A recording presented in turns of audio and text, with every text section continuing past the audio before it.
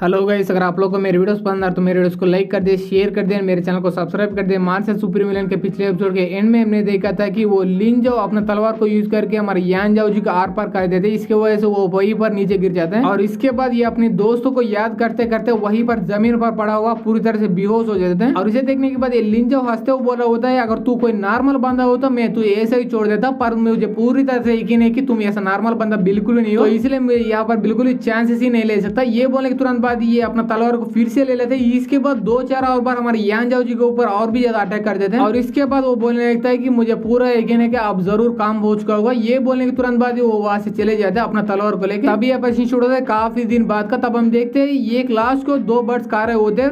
तभी कुछ लोग वहां पर आ रहे होते हैं और वो लोग बात किए जा रहे होते हैं, हम पहले ही यहाँ पर आना चाहते थे पर वो स्पिरिट बैरियर हमें बिल्कुल ही आने नहीं दिया, तो इसीलिए अब फाइनली वो स्पिरिट बैरियर हट चुका है, तो इसीलिए मुझे पूरा यकीन है यहाँ पर जरूर कोई अच्छा आइटम होगा। और तभी दूसरा बंदा बोलने लगता है कि उसके बारे में हम बाद में बात कर सकते हैं, पर मुझे ये खून की स्मेल आ रही है तो इसे हम उसके बारे में जाकर चेक कर सकते हैं। ये सोचने के तुरंत बाद वो सामने की तरफ देखने लगते हैं। तभी वहां पर एक लाश दिखाई देने लगते हैं उन दोनों का। और ऐसा बात करने के तुरंत बाद वो उस बंदे की लाश के यहाँ पर जाकर देखने लगते हैं। तो एक बार देखने के तुरंत बाद वो दोनों पूरी तरह से चौंक जाते हैं। इसके बाद फिर से सीन शिफ्ट होता है कुछ देर बाद का। ये इस खबर धीरे धीरे करके सारे लोगों को पहुंचने लगता है और ये खबर सुनने के तुरंत बाद ये पोन बोटा हंसने लगता है। और तब हम देखते हैं बिहार सिटी की ये लड़की काफी ज्यादा चौंक जाता है और सैड भी होने लगता है। और तब हम देखते हैं ये न्यूज जाओ के पास भी पहुंच जाता है। और इतना नहीं बल्कि जाओ के फादर यानी जाओ सीचिंग के पास भी ये न्यूज पहुंच जाते हैं। और ये न्यूज सुनने के बाद वो भी काफी ज्यादा चौंक जाते हैं, इसीलिए अपने बंदों से बोलने लगता है कि हमें जल्दी से जल्दी गुआंगचांग मोड़ के यहाँ पर पहुंचना चाहिए, क्योंकि मुझे ऐसा लग रहा है वहां पर बड़े बड़े कांड हो सकते हैं। और तभी अपेक्षित छोड़ते हैं यांडी की तरफ गुआंगचांग मोड़ के अंदर। तब हम देखते हैं यांडी के सामने येहू और फेंगशिंग दोनों आ चुके होते हैं। तब येहू बोलने लगता है कि सॉरी मास्टर, प्लीज मुझे माफ कर दीजिए, मैं यंग मास्टर को बिल्कुल भी प्रोटेक्ट ही नहीं कर पाए। और जितना हमें इन्फॉर्मेशन पता उस इन्फॉर्मेशन के मुताबिक हमारे यंग मास्टर यान जाओ जी को मारने वाला बंदा और कोई नहीं बल्कि लिंग जाओ है, वही एनली थंडर पैलेस वाला बंदा। हमारे येहू ये सारे बातों को यांडी को बता ही रहा होता। तभी वहां पर एक डिसेबल डोर को ओपन करके आ जाते हैं। इसके बाद बोलने लगता है कि एल्डर यांडी हमारे सेक्ट के अंदर काफी बड़ा गड़बड़ हो रहा है, क्योंकि हमारे सेक्रेटर अचानक पागल हो गया और हमारे डिसेबल को भी पूरी तरह से मारे जा रहा है। इसलिए प्लीज मैं आपसे विनती करता हूँ आप जल्दी आकर सेक्रेटर को रोकिए, वरना हमारे सेक्रेटर हमारे सारे डिसेबल को पूरी तरह से जान से मार डालेंगे, तो इसलिए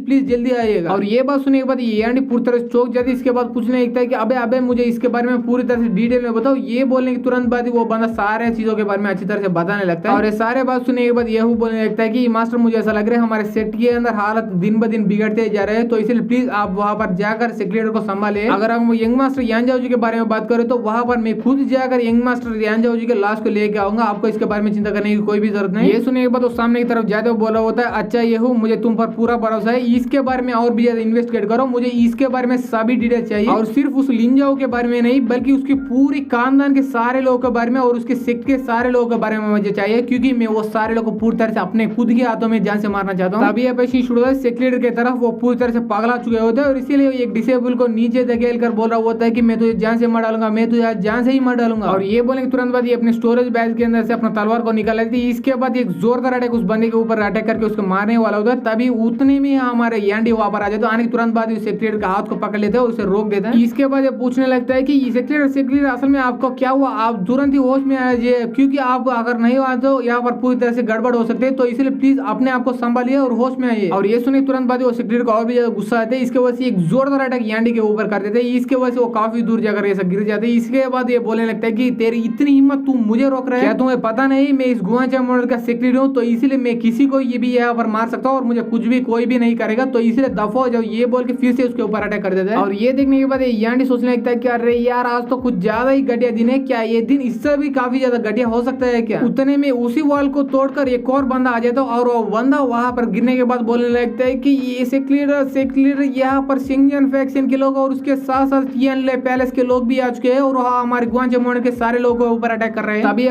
होता है एक गुआंगचांग मोड़ के डिसेबल की तरफ उसका गला के एक और बंदा पकड़ चुका होता है। और इसे देखने के तुरंत बाद ये बंदा चिल्ला के बोलने लगता है प्लीज मुझे माफ कर दो, मुझे बिल्कुल ही मारना हो। और तभी हम गला पकड़ने वाले बंदे की तरफ देखते हैं और वो बंदा और कोई नहीं बल्कि हेवनली थंडर पैलेस के एक डिसेबल होता है। और वो बोलने लगता है कि क्या तुझे लगता है कि मैं तुझे फॉरगिव करूंगा यानी माफ करूंगा, ऐसे सपने भी नहीं होने वाला, क्योंकि हम यहाँ पर तुम लोगों को माफ करने के लिए नहीं बल्कि तुम्हारे गुआंगचांग मोड़ को पूरी तरह से बर्बाद करने के लिए यहाँ पर आए हैं। ये बोलने के तुरंत बाद उस बंदे का गला घोट के उसको बंदे को पूरी तरह जान से मार डालते हैं। उतने में वहीं पर हमारे यांडी एंट्री मार लेते हैं। इसके बाद बोलने लगता है कि अबे साले सिंगियन फैक्शन के लोग, अब तू अपने औकात से बाहर जा रहे हो, तो इसलिए आज मैं तुम लोगों को पूरी तरह से सबक सिखा के रहूंगा और ऐसा करते करते मेरा जान भी जाए तब भी मुझे कुछ ज्यादा फर्क ही नहीं पड़ने वाला, क्योंकि तुम लोगों की हिम्मत भी कैसे हुई, तुम लोग यहाँ पर हमारे गुआन चैंग मॉडर्न के यहाँ पर आकर हमारे डिसेबल को पूरी तरह से जान से मार रहे हो। वेल क्या तो ऐसा लग रहा है कि तुम्हारे सिंगियन फैक्शन अब टियानले पैलेस के साथ हाथ मिला चुका है, तब तुम लोग मिलकर हमारे गुआन चैंग मॉडर्न को आसानी से हरा सकते हो, ऐसा सपने भी नहीं होने वाला। और ये बोलने के बाद ये अपने गुआन चैंग मॉडर्न के एक डिसेबल को आर्डर देने लगता है कि बंदे तुम यहाँ पर जाकर तो हमारे गुआन चैंग मॉडर्न के सारे डिसेबल को यहीं पर लेके आओ। ये सुनने के बाद टी के एल्डर यांडी बोल के वो बंदा भी वहां से जाने लगता है काफी तेज। ये सुनने के बाद पन बड़ा हंसते हुए बोलने लगता है कि यांडी तुम अपने सेक्रेटरी कितना भी सारे डिसेबल को यहाँ पर बुला लो तब भी कुछ ज्यादा फर्क नहीं पड़ने वाला। यहाँ पर फर्क पड़ सकता था अगर तुम्हारा बेटा यान जाओ जी जिंदा हो, और उतना ही नहीं बल्कि तुम्हारे गुआन चैंग मॉडर्न का सेक्रेटरी लीडर पूरी तरह से पागल नहीं हो चुका होता। और अभी के लिए तुम्हारा बेटा पूरी तरह से मर गया और तुम्हारा सेक्रेटरी लीडर पूरी तरह से पागल हो गया, तो इसलिए यहाँ पर कुछ भी फर्क नहीं पड़ने वाला। उतने में वो हेवनली थंडर पैलेस वाला डिसेबल भी बोलने लगता है कि यांडी तुम्हारे फेस को देखकर मुझे ऐसा लग रहा है तुम्हें ये बात के बारे में बिल्कुल समझ नहीं आ रहा है कि अचानक तुम्हारे सेक्रेटरी इतना ज्यादा पागल कैसे बन चुके हैं। पर तुम्हें इसके बारे में कुछ ज्यादा सोचने की कोई भी जरूरत नहीं, क्योंकि वो क्लाउड स्पिरिट फ्लावर को हमारे बंदे ने पूरी तरह से पॉइजनस कर दिया था। क्योंकि तुम्हारा बेटा यान जाओ जी ने सीधा जाकर हमारे हेवनली थंडर पैलेस वाले बंदों के साथ पूरी तरह से पंगा लेके हमारे हेवनली थंडर पैलेस के one of the genius disable को पूरी तरह से हाथ उगाड़ लिया था। अब वो काफी ज्यादा वीक बन चुका है, तो इसीलिए हम इसका बदला लेने के लिए यहाँ पर ये सब कर चुके हैं। तभी एपिसोड शुरू है कुछ देर बाद का, तब हम देखते हैं हाउ में गुआन चैंग मॉडर्न के डिसेबल सिंगियन फैक्शन और हेवनली थंडर पैलेस के डिसेबल के साथ पूरी तरह से फाइट किए जा रहे होते हैं। और तभी एपिसोड शुरू है एल्डर सीटा और एल्डर जू के तरफ। एल्डर जू को हमारे एल्डर सीटा ने लेकर कहीं पर जा रहे होते हैं, और तब एल्डर सीटा बोलने लगता है कि एल्डर जू मुझे पहले ये लगा था कि हमारे सेक्रेटरी फाइनली इतना साल के बाद वापस आ गए, तो इसलिए मुझे ऐसा लग रहा है कि हमारे गुआन चैंग मॉडर्न आगे जाकर काफी ज्यादा तरक्की करेगी। पर अब तो देखो हमारे सेक्रेटरी पूरी तरह से पागल हो गए, उतना ही नहीं बल्कि हमारे गुआन चैंग मॉडर्न कभी भी पूरी तरह से बर्बाद हो सकती है। और यहाँ पर का ये वाइस लीडर होने के बाद भी मुझे बिल्कुल समझ नहीं आ रहा अब इस सिचुएशन में मुझे क्या करना चाहिए। और ये सब बात करते करते हमारे एल्डर